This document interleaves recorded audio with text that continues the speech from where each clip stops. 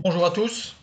Aujourd'hui, nous abordons une petite vidéo à part pour parler de ce qui se passe actuellement, c'est-à-dire le coronavirus 2019, parce que j'entends beaucoup de choses curieuses, des choses non fondées, des choses fausses, parfois des choses vraies mais détournées et mal comprises.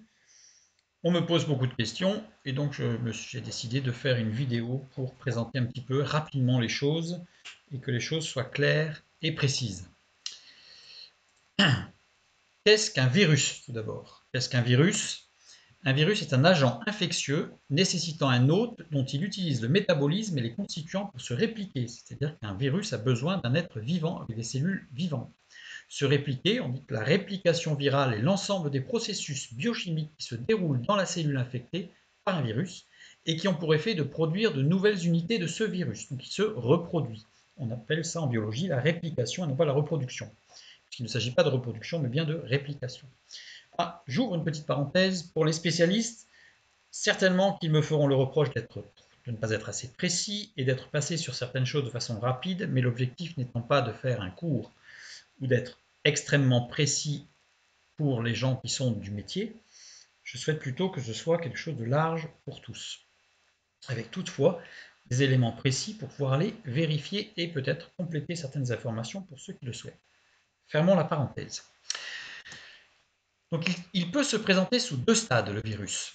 Une forme extracellulaire, unité matérielle indépendante appelée virion, présence d'une capside ou viroïde, sans capside. Donc la capside, c'est une sorte de petite poche qui est tout autour, qui le rend d'ailleurs sous une forme un peu sphérique, c'est pour ça qu'on le représente toujours un peu sphérique, le virus. Donc c'est une poche qui le protège en fait.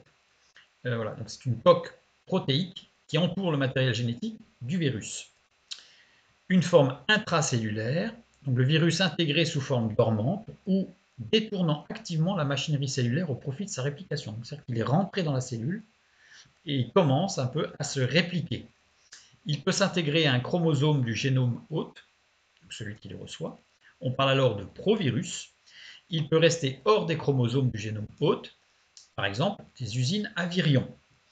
Je ne rentre pas plus dans le détail, mais on va voir que ça va être une certaine importance par la suite. Pour les humains, sur les 3600 espèces infectieuses décrites, seules 129 sont pathogènes. Il peut se présenter sous deux phases actives, ce virus.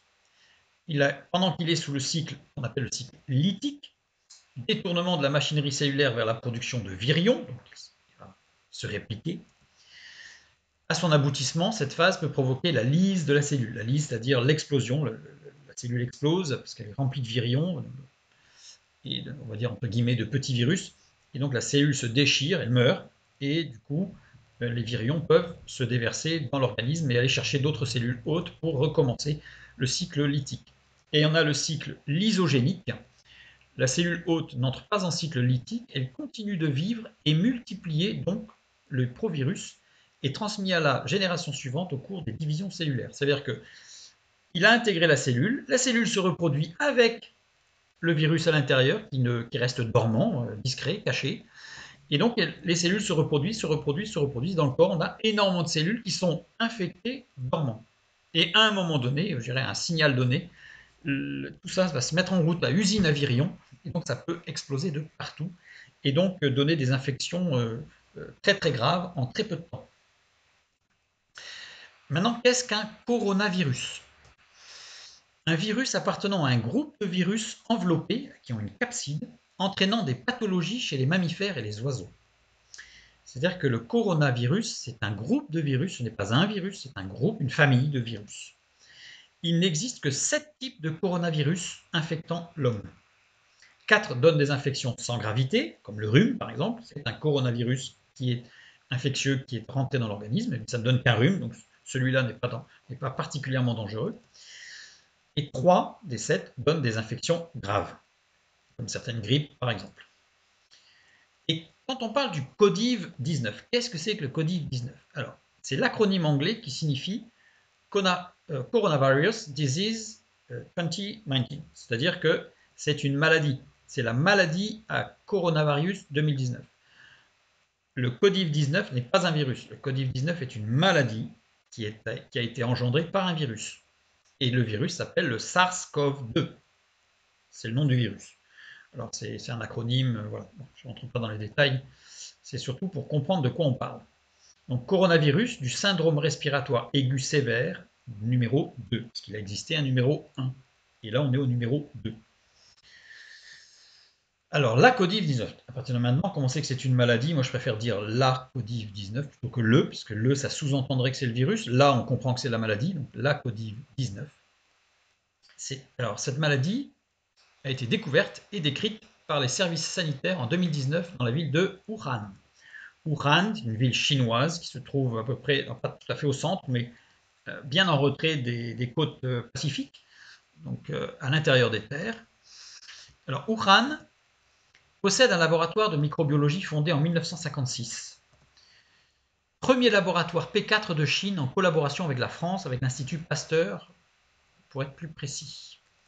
Ce laboratoire P4 a été ouvert en 2015, donc ça fait 5 ans. Qu'est-ce que c'est qu'un laboratoire P4? C'est un laboratoire pathogène de classe 4. Ça veut dire quoi? Ça veut dire qu'il est susceptible d'abriter des micro-organismes très pathogènes. Ils travaillent sur la recherche. Ils font des travaux de recherche dans les laboratoires P4, et en particulier sur la phagothérapie. Qu'est-ce que la phagothérapie? C'est l'utilisation des virus pour s'attaquer aux bactéries pathogènes. J'insiste bien aux bactéries pathogènes, aux maladies.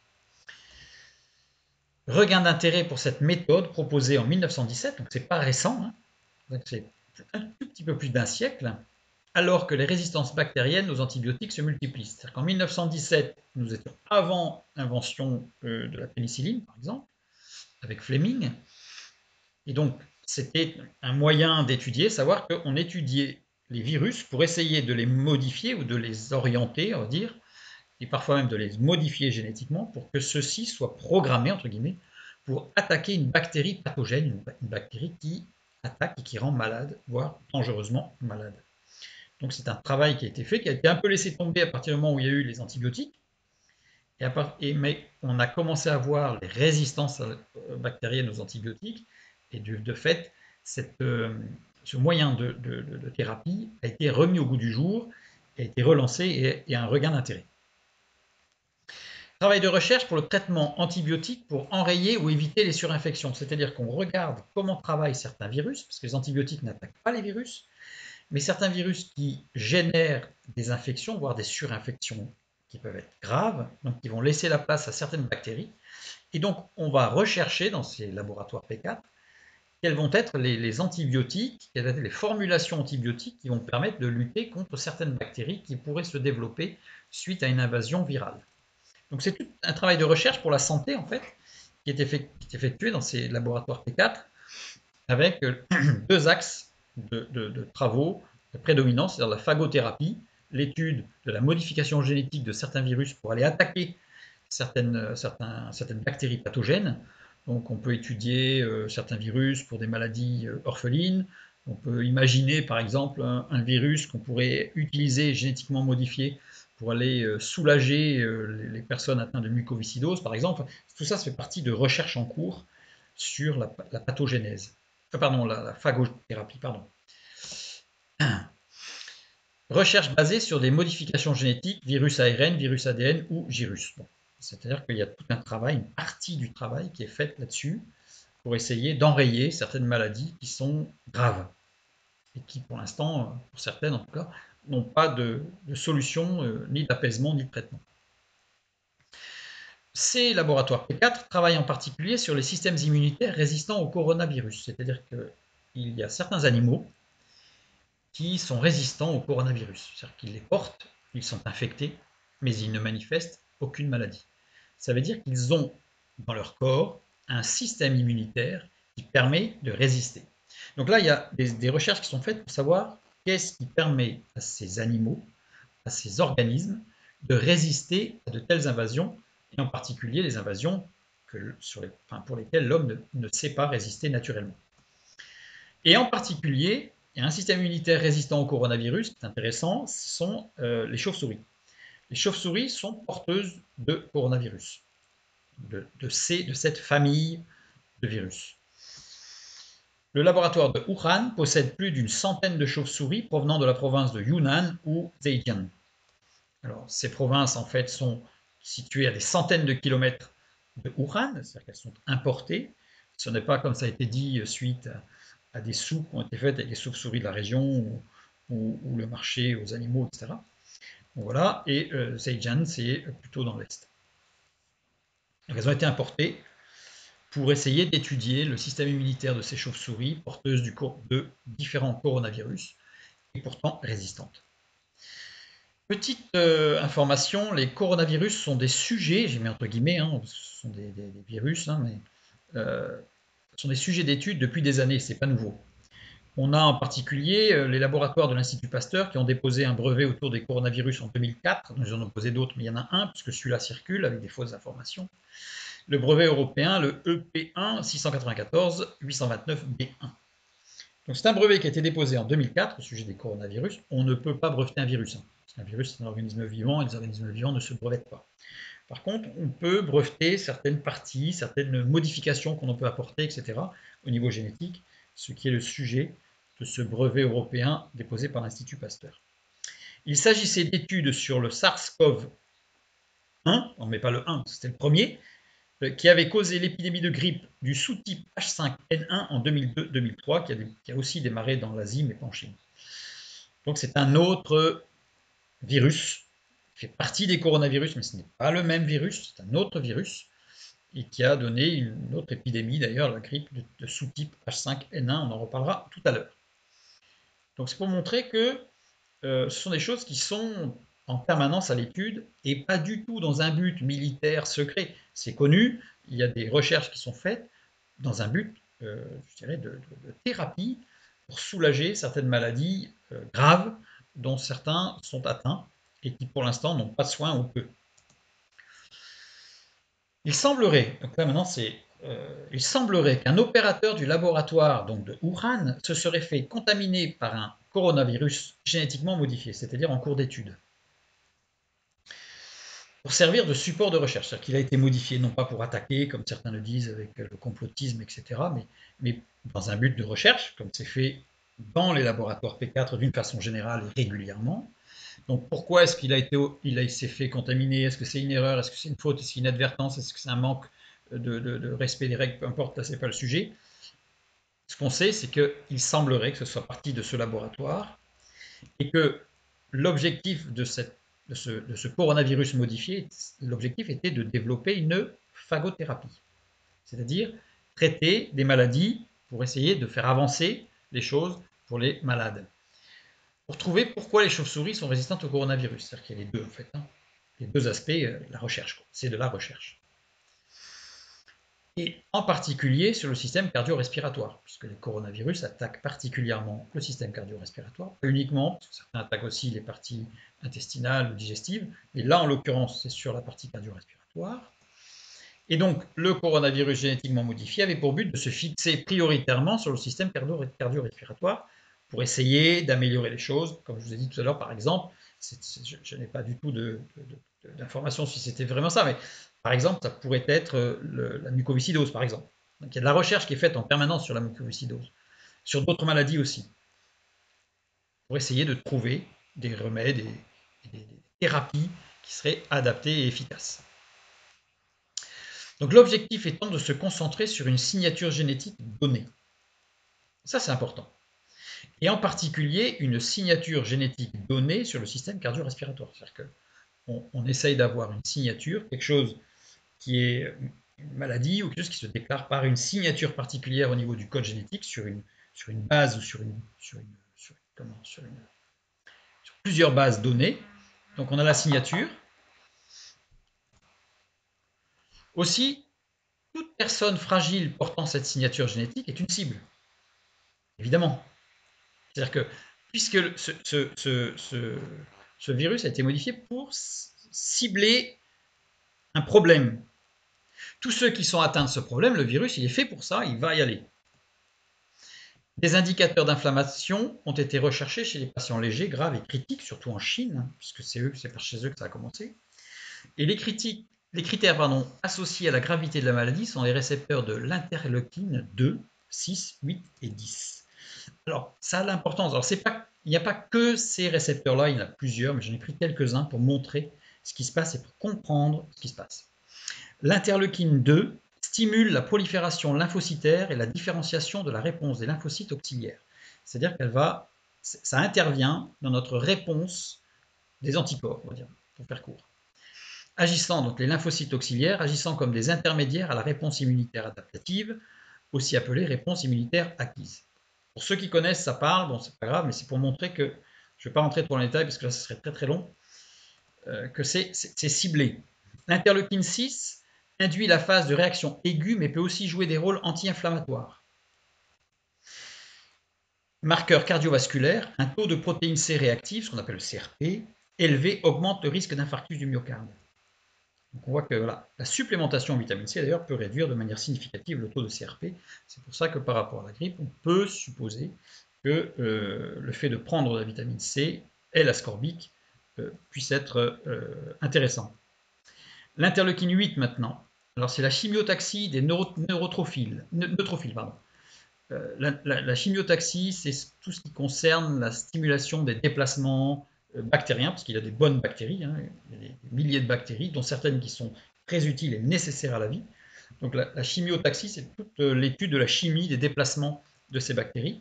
Et les neutrophiles, eh bien, ce sont les granulocytes neutrophiles ou polynucléaires neutrophiles, qu'on appelle PNN, sont des globules blancs, des leucocytes, qui ont un rôle majeur dans la phagocytose, c'est-à-dire dans la destruction, on va dire dans l'annihilation des agents infectieux. Les anomalies fonctionnelles sont le plus souvent héréditaires. Voilà, on tient ça de nos parents et de nos arrière-grands-parents, etc. Et l'interleukine 10, inhibition de la production des cytokines de la réponse des lymphocytes auxiliaires. Donc ça vient inhiber des réactions de cytokines, La cytokine, substance élaborée par le système immunitaire réglant la prolifération de cellules. Donc ça peut inhiber, et en fonction s'il y en a plus ou moins, ou au contraire, ne pas gérer la prolifération cellulaire. Toute personne possédant des marqueurs génétiques spécifiques sur ces récepteurs-là sont donc des cibles, toutes les personnes sont des cibles privilégiées du SARS-CoV-2. Les autres verront le SARS-CoV-2, ce virus, comme un nuisible, c'est tout. C'est-à-dire que celui qui n'a pas cette signature génétique particulière ne verra pas le virus comme une agression majeure, mais ça passera comme quelque chose d'anodin. Alors peut-être avec quelques jours mal en point, fiévreux, etc. Mais bon, ça va passer. Et pour d'autres, même à la limite, sans même s'en rendre compte. Sans même s'en rendre compte. Donc on a vu que l'interleukine 2, diminution de la production chez les personnes âgées. Donc cette interleukine 2, elle diminue dans sa production chez les personnes âgées. Donc les personnes âgées vont forcément être plus vulnérables vis-à-vis du SARS-CoV-2, de ce virus. Au niveau de l'interleukine 6, augmentation de la production chez les personnes âgées aussi, à nouveau. L'interleukine 8, augmentation par le stress et une médicamentation antitumorale, c'est-à-dire que ceux qui ont eu un cancer risquent d'avoir plus de complications que ceux qui n'en ont pas eu. Et quand on dit augmentation par le stress, c'est surtout par la tension nerveuse, c'est-à-dire que ceux qui font de l'hypertension. Interleukine 10, augmentation lorsque la personne a eu un cancer. Ça revient même avec tout ce qui est médicamentation antitumorale. Aussi, toute personne possédant une déficience génétique sur ces récepteurs est une cible, c'est clair. Issue d'un patrimoine génétique hérité, là on n'y peut rien, ou une déficience qui peut ne pas être encore exprimée. C'est-à-dire qu'on peut le savoir et on peut ne pas le savoir. On peut ne même pas être au courant qu'on a ce problème-là, parce qu'il s'autogère, il est léger, mais c'est une faille, c'est une porte d'entrée, ce qui fait que certaines personnes vont réagir de façon violente à ce qui se passe aujourd'hui, et d'autres pas. C'est tout simplement. Mais ça, c'est indépendant. Alors évidemment, on peut augmenter ces problèmes par une vie plus ou moins réglée ou pas, ou dissolue ou pas. Ça, c'est clair qu'on peut affaiblir son système immunitaire de différentes manières, mais ça, c'est encore un autre problème. Donc, les personnes âgées sont fragilisées par rapport au SARS-CoV-2. De fait. Les personnes qui ont été atteintes d'un cancer sont fragilisées par rapport au SARS-CoV-2 aussi. De fait. Les personnes qui ont une déficience génétique, quand je dis déficience, ça ne veut pas dire un gros problème, mais il y a une porte d'entrée au niveau du système cardio-respiratoire, peut-être même sans le savoir, sont fragilisées par rapport au SARS-CoV-2. C'est-à-dire qu'en fait, on a une certaine inconnue sur le sujet. Un autre marqueur, qui est de la numération des lymphocytes, point sensible pour les personnes atteintes de maladies auto-immunes comme le diabète de type 1. C'est-à-dire que ceux qui sont atteints de diabète de type 1 vont aussi être des cibles. Alors, ça ne va pas forcément faire la même chose que dans tous les cas, mais ils sont aussi des cibles si leur taux de diabète est supérieur à la normale. Tant qu'il est normal, tant qu'il est bien régulé, il n'y a pas de souci. La numération des éosinophiles, donc ça c'est les cellules sanguines présentes qui sont impliquées dans le système immunitaire inné des vertébrés, notamment dans les phénomènes d'allergie et de parasitisme. C'est-à-dire que certaines allergies vont être des portes d'entrée par rapport à ce virus. Parce que comme je l'ai dit tout à l'heure, il n'est pas stabilisé. Ce n'est pas un virus terminé, je dirais, d'études. Voilà. Alors ça ne veut pas dire non plus que dès qu'on a une allergie à quelque chose ou au pollen, ça y est, c'est une catastrophe. Mais on a des fragilités et avec, en plus, petit détail important, c'est qu'on a très peu de recul sur ce virus pour l'instant.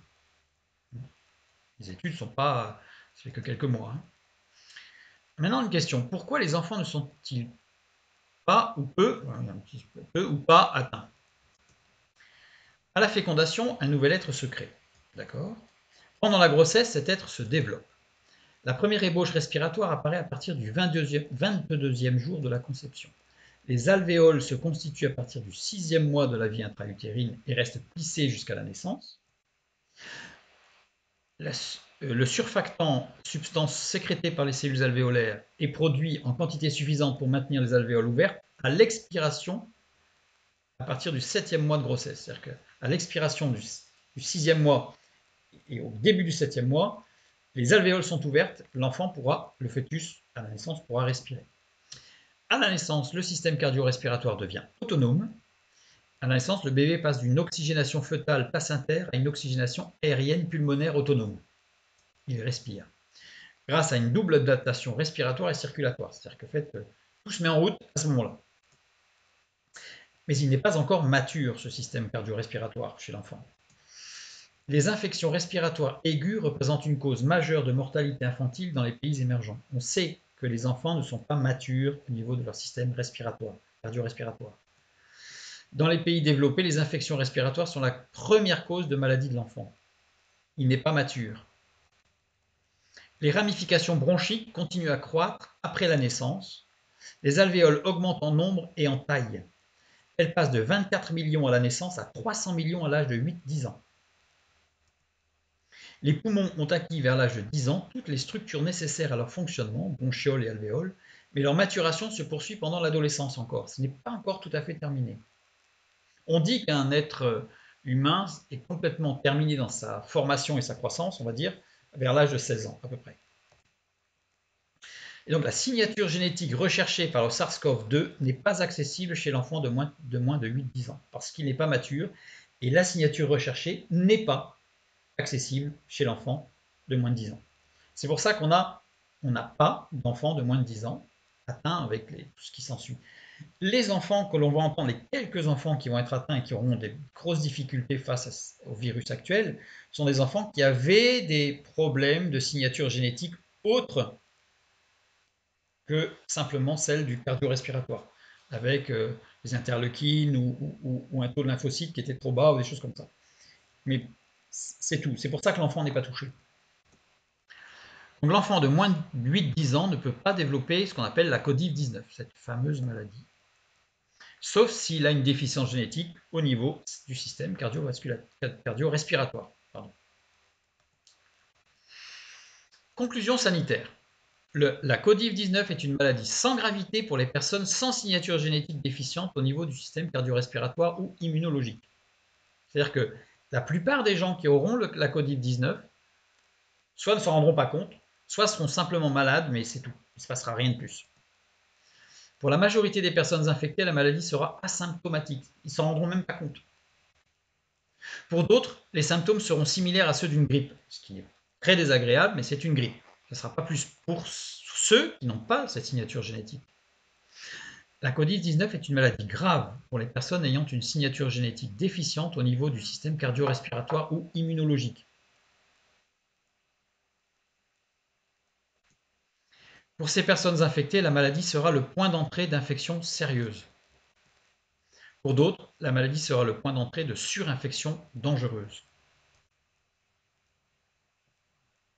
La Covid-19 est une maladie qui a un spectre plus large que les maladies issues des coronavirus classiques. Pourquoi? Parce qu'en fait, elle atteint tout le monde, mais induit des complications graves et sérieuses sur des personnes dont le seuil de fragilité est plus bas. C'est-à-dire que les autres coronavirus, grippe d'une manière générale, ont un seuil pour l'interleukine ou des choses comme ça qui se trouve plus haut.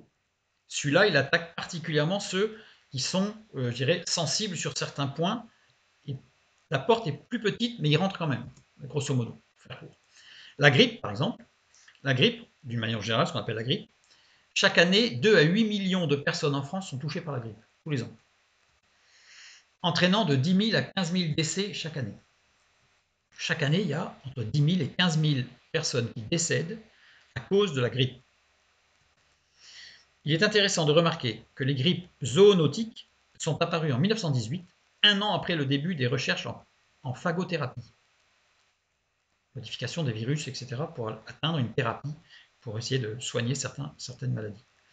Quand on dit zoonotique, ça veut dire qu'on parle de grippe zoonotique quand il y a transmission d'un virus grippal entre l'animal et l'homme. C'est-à-dire que le début des recherches s'est effectué en 1917 et les premières grippes zoonotiques sont apparues en 1918, un an après. Phagothérapie, on a vu que c'était l'utilisation des virus pour s'attaquer aux bactéries pathogènes. Donc il semble assez probable que les études ont amené certaines, par des erreurs. Je tiens absolument à souligner qu'il ne s'agit en aucun cas de dire qu'il s'agit de complot ou de quoi que ce soit, de militaire ou je ne sais pas quoi. C'est véritablement de la recherche civile, de la recherche en médecine, pour essayer de soigner des maladies et faire avancer le système de santé. Et donc, mais à partir du moment où on commence à manipuler, il y a des risques. Voilà. La pandémie de 1918, dite grippe espagnole, la plus sévère, due au sous-type, donc c'est un coronavirus aussi, mais due au sous-type H1N1. C'était en 1918. La grippe asiatique en 1957, due au sous-groupe H2N2. La grippe de Hong Kong en 1968, due au sous-groupe H3N2.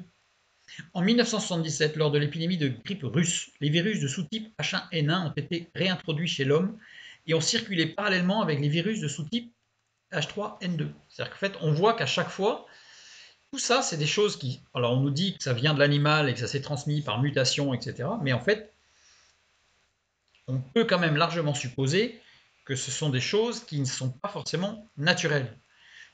Je souligne encore qu'il ne s'agit pas de promouvoir le complotisme, etc., ni les intérêts militaires. Je parle juste de thérapie, de soins, au même titre que pour la radioactivité, Marie Curie ne savait pas ce qu'elle manipulait et qu'à un moment donné, elle s'est détruit la santé en découvrant quelque chose qui a pu être utile pour la santé en faisant des radios, la radiothérapie. Et donc, voilà, ça fait partie des choses qui peuvent arriver dans la recherche.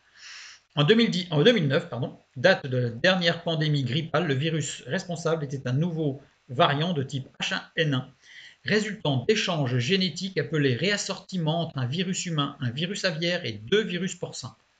Là, ça devient de la manipulation claire. Mais toujours dans le but d'essayer de faire avancer la science pour essayer de trouver des thérapies. Et il y en a qui existent. Et on continue à essayer de chercher des solutions à certains problèmes pour lesquels on n'a pas de solution actuellement.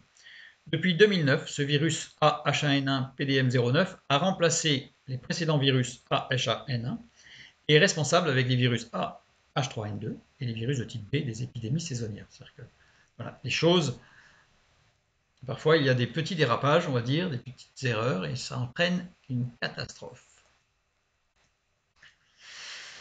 Donc, quand on parle de 10 000 à 15 000 décès chaque année pour la grippe, les chiffres de mortalité de la grippe sont des extrapolations mathématiques résultant le plus souvent de méta-analyses de données de littérature, mais pas de décompte scrupuleux du nombre de décès. C'est-à-dire qu'on ne compte pas le nombre de morts, on fait des moyennes, on fait des calculs mathématiques pour dire qu'il y a à peu près tant de morts. La mortalité de la grippe est très certainement sous-estimée pour la simple et bonne raison qu'on ne teste pas toute personne qui présente un tableau clinique suspect de grippe et qui décède rapidement. Quelqu'un qui est à l'hôpital et qui a des complications et qui décède rapidement, on ne va pas post-mortem, aller vérifier s'il avait la grippe ou pas, pour le comptabiliser parmi les morts qui étaient grippés. Voilà. Donc ça veut dire que, comme un accord, je dirais, tous les virologues sont d'accord pour dire qu'il est certain que l'estimation de mortalité de la grippe est sous-estimée. Dans le cas du SARS-CoV-2, il semble que l'on cherche activement, j'ai mis les guillemets, les cas. Les chiffres obtenus devraient être plus proches de la réalité. C'est-à-dire qu'en fait, on va peut-être arriver à des taux de mortalité qui vont être plus importants que ceux de la grippe, assurément, mais certainement parce qu'on les regarde de plus près aussi. Le seuil de vulnérabilité de la grippe est plus haut que celui du SARS-CoV-2, 80,3 ans en moyenne pour la grippe, contre environ 70 ans pour le SARS-CoV-2. Je mets environ parce qu'on n'a pas encore d'éléments probants et vérifiés. Pour l'instant, ce ne sont que des estimations. Il est donc impératif de se protéger si nous avons une fragilité génétique cardio-respiratoire ou si nous avons des maladies auto-immunes ou encore des allergies. C'est une évidence. Il est donc impératif de protéger ceux qui nous entourent et que nous savons être des cibles du virus SARS-CoV-2. C'est-à-dire que si on sait qu'autour de nous, on a quelqu'un qui est âgé, qui a une maladie auto-immune, qui présente des allergies sérieuses et importantes, à ce moment-là, il faut le protéger. Et comment on va faire pour le protéger? Bien, c'est en se lavant les mains, etc. On va le voir tout à l'heure. Il est donc impératif de protéger ceux qui nous entourent et que nous ne connaissons pas, afin de ne pas risquer de les mettre en situation de risque grave. Vous rencontrez quelqu'un, vous ne savez pas si c'est quelqu'un à risque ou pas. Donc nous devons tous respecter des règles de distance, etc. pour ne pas mettre quelqu'un en danger, en quelque sorte, directement ou indirectement. On a, entre guillemets, bien sûr, la chance, puisque se protéger et protéger est simple avec le SARS-CoV-2. Pourquoi? Parce que utiliser le gel hydroalcoolique déshydrate la capside du virus. Il meurt. C'est-à-dire que sur les mains, si on n'a pas la possibilité de se laver les mains, on met du gel hydroalcoolique. L'alcool du gel hydroalcoolique va déshydrater la capside du virus et le virus il va mourir. Tout simplement. Et si on a la possibilité, le mieux c'est de se laver les mains, enfin la peau, les mains, le visage. Pourquoi? Parce qu'en fait, il part avec l'eau, le virus. Donc c'est simple, il disparaît. On n'est pas sur un virus qui s'accroche, on n'est pas sur un virus résistant. Le SARS-CoV-2 est un virus, entre guillemets, faible. Il n'est pas résistant. Il ne résiste pas à l'alcool. Il ne s'accroche pas à l'épiderme. De l'eau et ça suffit. On frotte, bien sûr, avec du savon, pour pouvoir dégager tout ce qui va avec, et c'est tout. Il n'agresse pas l'épiderme pour pénétrer dans l'organisme. C'est-à-dire qu'en fait, il ne s'accroche pas, il ne va pas pénétrer l'épiderme, le derme est rentré dans l'organisme par la peau. Il ne rentre que par les muqueuses. Le seul moyen pour le virus de pénétrer l'organisme, ce sont les muqueuses, c'est-à-dire ne pas se frotter la bouche, les yeux, le nez avec les mains. Sachez qu'en moyenne, nous nous frottons le visage entre 2500 et 3000 fois par jour, par réflexe. On touche l'oreille, le nez, on remonte ses lunettes, on se frotte le front, etc. Donc faisons attention, puisque dès qu'on s'approche d'une muqueuse, si on en a sur les mains, on peut l'absorber ou pas. Pourquoi se protéger et protéger les autres? Pourquoi? Alors, pour ne pas risquer de contaminer quelqu'un de fragile et lui faire prendre des risques inutiles, évidemment, et pour limiter la progression de la Covid-19. Je ne prends pas évidemment le cas où si nous-mêmes nous sommes en fragilité, auquel cas nous devons nous protéger aussi, bien sûr. Mais pour limiter la progression de la Covid-19, pourquoi? Il n'est pas possible de stopper la progression d'un virus en pleine épidémie. Ce n'est pas possible. On ne peut pas l'arrêter. C'est pas possible, ça. On sait qu'il faut que 50 à 75% de la population ait été infectée et produit des anticorps pour qu'une épidémie virale s'arrête. Alors, quand on dit de 50 à 75, selon le virus et ses caractéristiques épidémiologiques, c'est-à-dire que ça dépend du virus, mais il faut qu'en tout cas une grande partie de la population ait été infectée et soit guérie, naturellement ou par médicament, par une assistance, on va dire, pour éviter les surinfections. L'objectif étant de permettre aux services de santé de la zone concernée d'absorber le flux de malades. Quand je dis la zone concernée, ça peut être une zone locale, une ville, ça peut être une région, ça peut être un pays. Donc il faut absolument permettre aux services de santé de soigner les gens malades et surtout les gens à risque ou les gens qui sont... Alors ceux qui sont connus, encore, mais ceux qui ne sont pas connus, on peut déceler à partir du moment où il y a complication, mais il faut le soigner. Prenons une courbe pour bien expliquer les choses. Une courbe en fonction du temps, le nombre de malades. Ici, on a une courbe qui nous donne la capacité d'accueil des services de santé. C'est-à-dire qu'on sait que les services de santé peuvent accueillir un certain nombre de malades. Alors pourquoi il y a une courbe qui descend à un moment donné? C'est parce que c'est le temps nécessaire d'adaptation de traitement ou de conditions spécifiques le cas échéant. C'est-à-dire qu'on n'a pas forcément ce creux dans cette courbe de capacité d'accueil des services de santé, mais c'est possible si jamais il faut adapter certains traitements ou adapter un environnement spécifique. Donc il faut un certain temps d'adaptation ou pas, selon. J'ai pris le cas le plus défavorable. Donc on sait que les services de santé d'une région, d'un hôpital, d'une ville ou d'un pays sont capables d'absorber une certaine partie, d'accueillir une certaine partie de malades, un nombre de malades. Nombre de malades si la progression de l'épidémie virale n'est pas limitée. C'est-à-dire que si l'épidémie n'est pas limitée, on va avoir un pic de gens malades, c'est-à-dire qu'on va avoir un nombre important de malades potentiellement en danger de pouvoir être soignés. C'est-à-dire que si on dépasse la capacité d'accueil des services de santé, à ce moment-là, c'est dangereux, puisque les gens qui auront besoin d'un soin particulier ou d'une surveillance ou d'un renfort de soins, ben, n'auront pas accès. Donc il faudra faire des choix. C'est dramatique. Alors que si on limite, l'objectif, c'est de rester toujours en dessous du seuil de capacité d'accueil des services de santé. D'où la nécessité de limiter la progression et donc de limiter tout ce qui peut être des accélérateurs épidémiologiques. Tout simplement. D'où ce qui a été mis en place actuellement. Et l'intérêt pour nous de faire attention.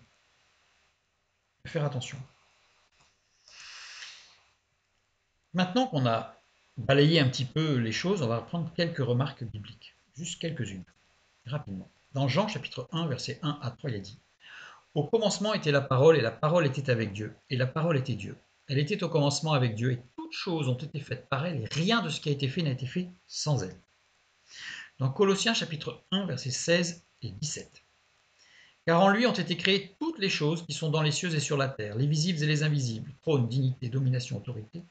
Tout a été créé par lui et pour lui. Il est avant toute chose, et toute chose subsiste en lui. Lui, c'est Dieu. Proverbe 16, 9. Le cœur de l'homme médite sa voie, mais c'est l'Éternel qui dirige ses pas.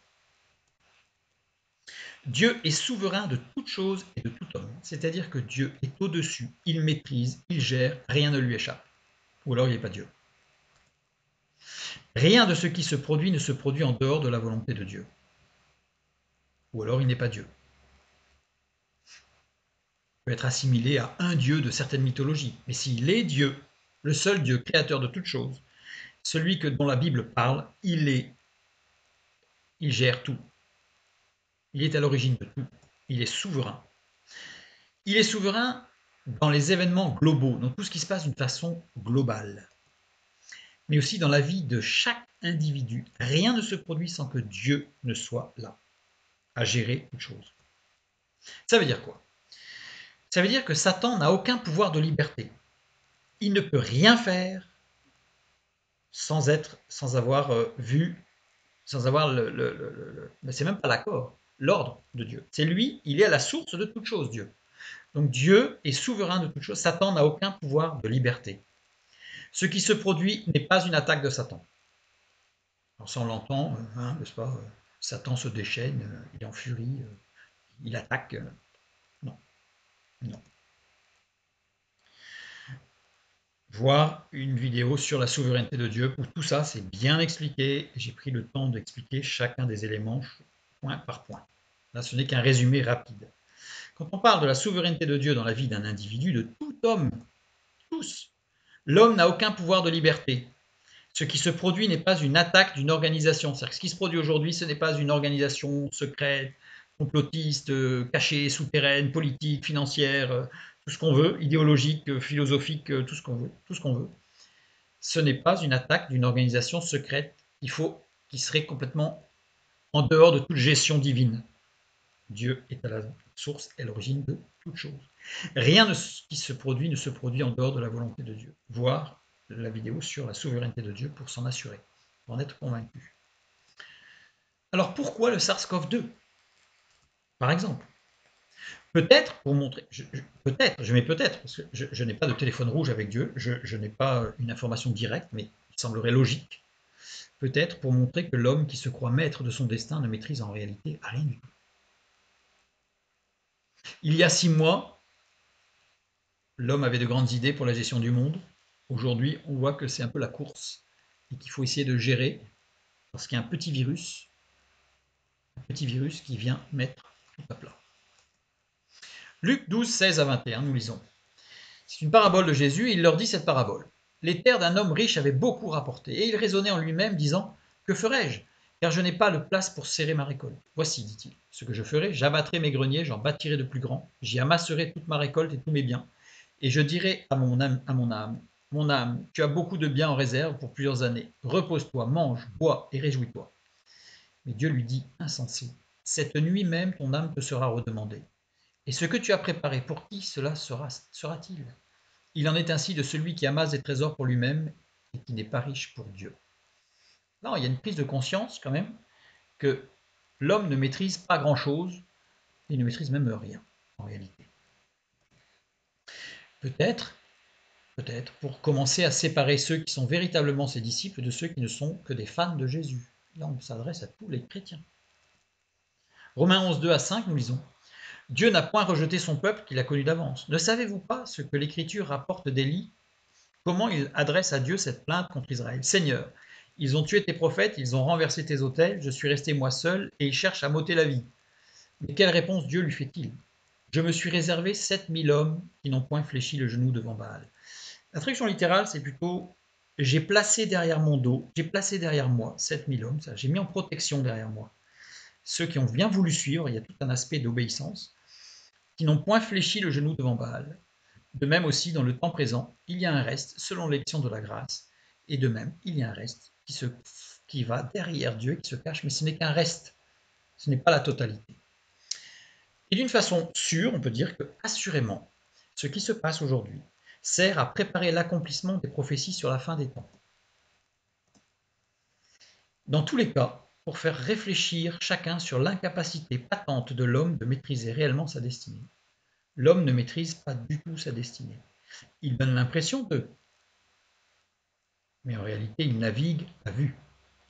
Il ne sait pas ce qui se passera demain. Luc 9, 25. Et que servirait-il à un homme de gagner tout le monde s'il se détruisait ou s'il se perdait lui-même? Que servirait-il à un homme de gagner tout le monde s'il se détruisait ou se perdait lui-même? Réfléchissons à l'origine du SARS-CoV-2. Ésaïe 30, 15. Car ainsi a parlé le Seigneur, l'Éternel, le Saint d'Israël. C'est dans la tranquillité et le repos que sera votre salut. C'est dans le calme et la confiance que sera votre force. Pourquoi? Parce que nous savons que Dieu est souverain. Il gère tout. Rien ne lui échappe. Absolument rien. Ses disciples sont dans la tranquillité, le repos, dans le calme et la confiance. Dieu est aux commandes de toutes choses. Mais la fin du verset 15, c'est « Mais vous ne l'avez pas voulu ». Ceux qui ne veulent pas rester dans la simplicité de la confiance en Dieu qui gère toutes choses, ça veut dire que c'est Dieu qui gère le départ de quiconque. Celui qui ne doit pas partir pour l'au-delà ne partira pas pour l'au-delà. Dieu est souverain, il gère tout, en tout, pour tout. Un dernier verset, 1 Thessaloniciens chapitre 1, versets 1 et 2. Pour ce qui concerne l'avènement de notre Seigneur Jésus-Christ et notre réunion avec lui, nous vous prions, frères, de ne pas vous laisser facilement ébranler dans votre bon sens et de ne pas vous laisser troubler, soit par quelque inspiration, soit par quelques paroles, soit par quelques lettres qu'on dirait venir de nous, comme si le jour du Seigneur était déjà là. Ne nous laissons pas ébranler dans notre bon sens. Dieu est souverain. Si nous avons la foi, il n'y a aucune raison de douter de la souveraineté de Dieu dans nos vies et dans tout ce qui se produit. Seul Dieu est aux commandes et nul autre.